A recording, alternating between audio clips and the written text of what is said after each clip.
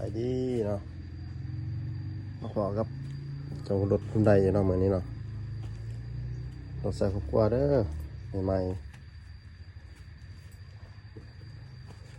รถปีเก่าๆครับรถตามหมดปีรถเดิม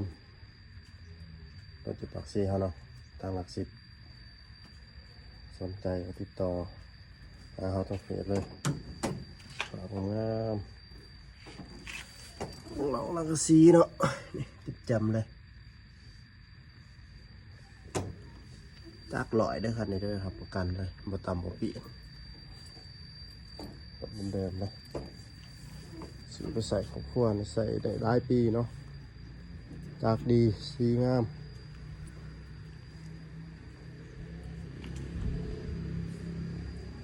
ขายออกคันราคา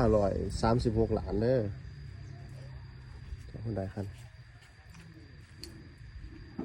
มาเบิ่งข้างในนำกันสภาพข้างในเป็นแจ่มเลยเนาะ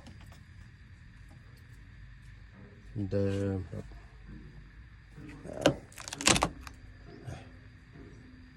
เป็นบอกโรงงานเลยเนาะ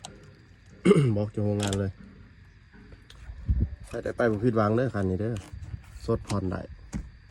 จ่ายก่อนครึ่งหนึ่ง60 ปลายล้าน